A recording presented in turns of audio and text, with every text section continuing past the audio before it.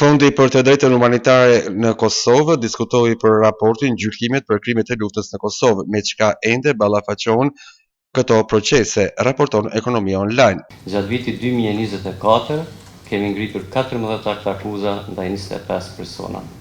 Vetëm në 3 mujorin e parë të vitit 2025 kemi 4 akt akuza ndaj 6 persona. Sidomos nga viti 2023 kemi bërë punë të konsiderueshme në adresimin e rasteve të krimeve të luftës, sepse vetëm gjatë këtij viti për 2023 dhe 2024 kemi rreth 30 akt akuza, që është numri më i lartë deri më tani ndonjëherë i adresuar. Në total për gjitha akt akuzave që kemi ngritur janë 14 akt akuza në mungesë dhe për njoftimin tuaj kemi edhe 12 akt akuza të cilat vetëm se gjenden në gjykatë e të trashëguara nga UNMIK-u dhe ULEX-i, që i bjen në total janë 26 akt akuza të cilat janë në mungesë dhe pritet të shqyrtohet çështja e përkthimit.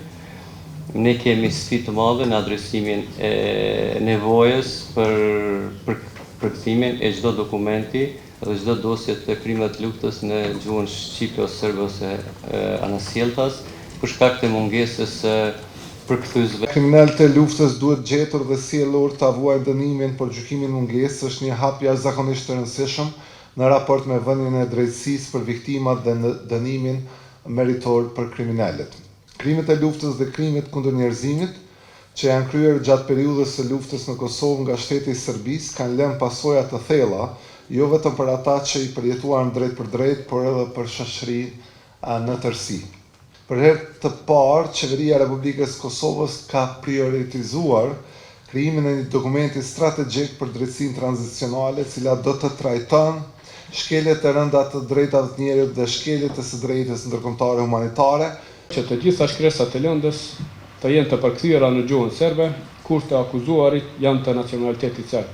Kjo do të mundësoj një proces gjyqësor më të drejtë dhe do të siguroj që të gjitha palët të kenë qasje të barabartë në informacionet e lëndës. Kjo veçanërisht është e rëndësishme pasi që gjatë monitorimit e kemi parë që disa stanca fillestare janë shtyher për shkak të mungesës së dokumentacionit të përkthyer.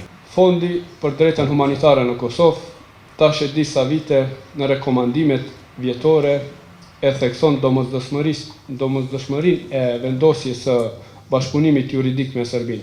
Qeveria e Kosovës duhet të angazhohet që në negociatat me Serbinë të vendoset edhe bashkëpunim juridik ndërkombëtar.